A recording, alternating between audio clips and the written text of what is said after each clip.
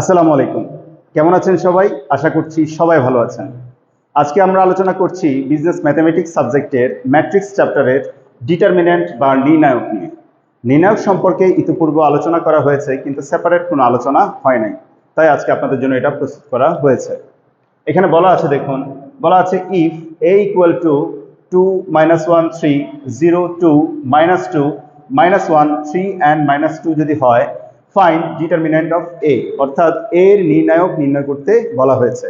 আমাদের কাছে a ম্যাট্রিক্সটা দেওয়া আছে, এখন a এর a ম্যাট্রিক্সটার নির্ণায়ক নির্ণয় করতে বলা হয়েছে। a এর নির্ণায়ক মানেই হলো a ম্যাট্রিক্সটার নির্ণায়ক। এখন আসুন এটা আমরা কিভাবে করতে পারি। তাহলে প্রথমে আমরা লিখব গিভেন দ্যাট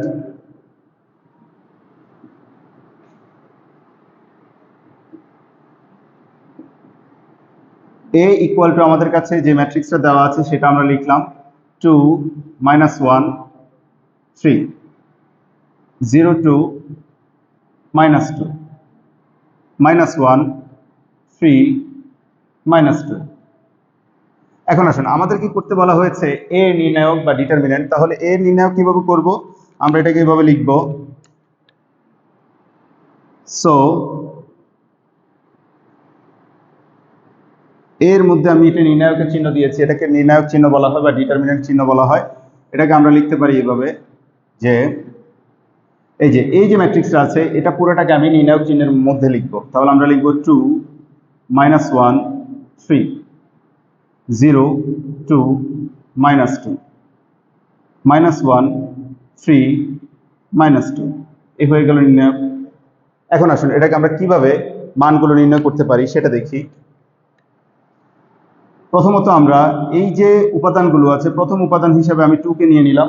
যদি 2 কে নেই তাহলে এই বরাবর যে সারি আছে সেটা বাদ পড়ে যাবে এবং এই বরাবর যে কলাম আছে সেটাও বাদ পড়ে যাবে। জাস্ট আমরা 2 কে যেহেতু নিয়েছি 2টাকে লিখলাম, তাহলে এই বরাবর সারি বাদ, এই বরাবর কলাম বাদ, তাহলে থাকতেছে হলো 2 3 -2 -2। এটাকে আমরা লিখে ফেললাম 2 3 -2 -2। তারপর সূত্র অনুযায়ী, নির্ণায়কের ফর্মুলা অনুযায়ী আমরা পরবর্তীতে একটা মাইনাস দিব। এখানে খেয়াল করুন এই বিষয়টা কিভাবে আপনারা মনে রাখবেন। এখানে দেখুন 3টা সারি আছে এবং 3টা কলাম আছে। আমি যখন এরকম একটা ম্যাট্রিক্সের নির্ণয় করব তখন প্রথমটা লিখে তারপরে আমরা সূত্রে একটা মাইনাস দিব, তারপর আরেকটা নির্ণয় করব, তারপর একটা প্লাস দিব, অর্থাৎ মাইনাস প্লাস এইভাবে যেতে থাকবে। ধরুন এখানে 3টা আছে, তাই আমরা প্রথমে মাইনাস দিলাম, পরবর্তীটা আমরা প্লাস দিব। যদি এখানে 4টা সারি 4টা কলাম থাকতো, প্রথমটা মাইনাস, পরবর্তীটা প্লাস, তারপরে আরেকবার মাইনাস। আমি করি, আপনারা বুঝতে পারবেন বিষয়টা। এখন আসুন আমি যদি -1 কে যদি নেই, তাহলে আমি এখানে নিলাম -1। আমি যদি -1 কে নিই তাহলে এই বরাবর যে কলামটা আছে সেটা বাদ, এই বরাবর যে সারি আছে সেটাও বাদ, তাহলে থাকলো হলো 0 -1 -2 -2 0 -1 -2 -2। এখন আসুন আমরা প্রথমে মাইনাস দিয়েছি, এখন আমরা ইউজ করব প্লাস। এখন আসুন আমরা যদি 3 কে যদি নেই তাহলে আমরা এখানে 3 লিখব।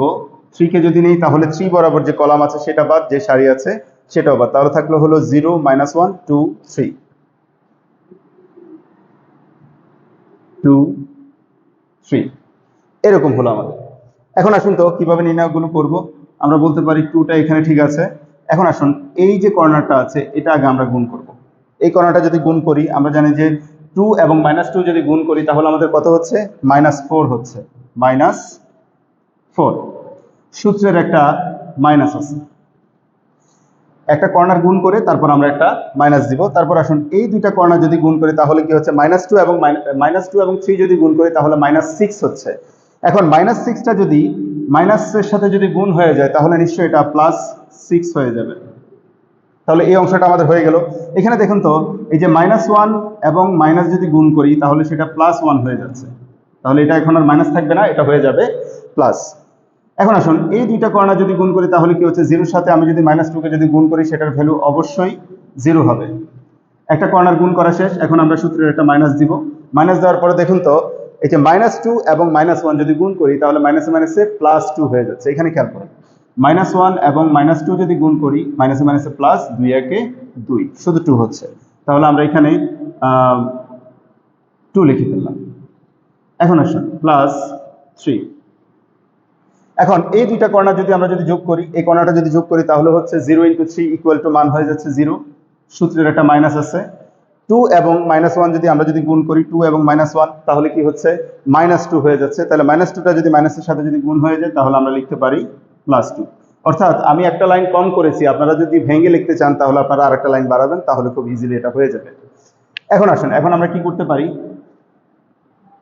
এখানে জায়গা হচ্ছে না তাই আমরা একটু উপরের দিকে চলে গেলাম। আমরা ঠিক এই অংশ থেকে যদি একটু উপরের দিকে আসি তাহলে আমরা এটা কিভাবে ক্যালকুলেট করতে পারি দেখুন।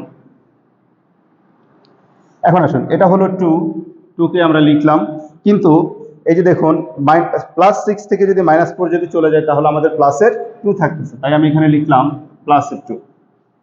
তারপর এখানে প্লাস আছে, প্লাস চিহ্ন দিলাম, 1টাও আছে ধরে নিলাম, 1টা না লিখলেও হয়, তারপর লিখলাম।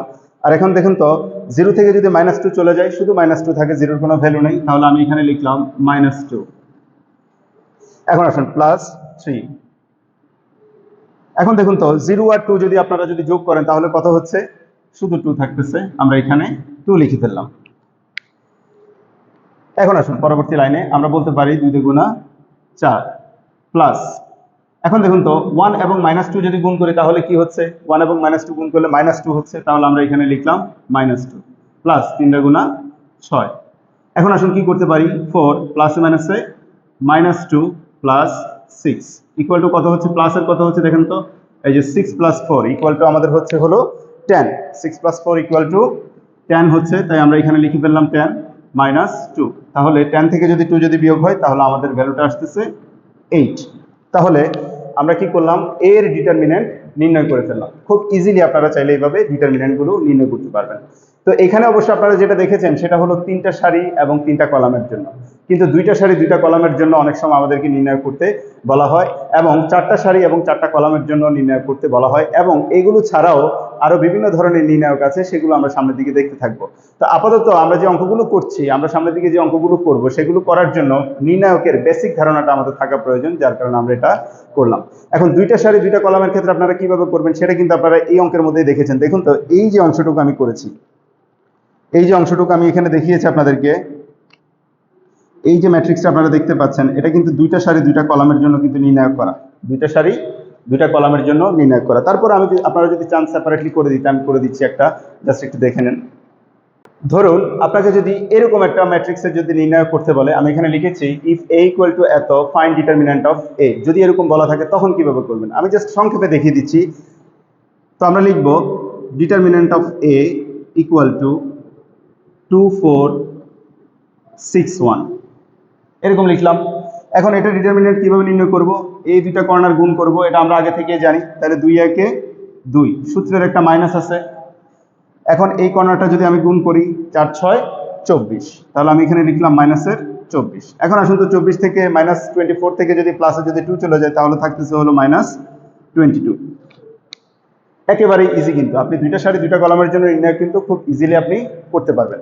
তাহলে আমরা দেখলাম কিভাবে 3টা রো এবং 3টা কলামের জন্য নির্ণয় করতে হয়, এবং কিভাবে 2টা রো এবং 2টা কলামের জন্য নির্ণয় করতে হয়। আপনি যদি চান তাহলে আপনি কিন্তু 4টা রো 4টা কলামের জন্য নির্ণয় করতে পারেন। তো আশা করছি পুরো লেকচারটা আপনারা বুঝতে পেরেছেন। কথা হবে নেক্সট লেকচারে। আল্লাহ হাফেজ।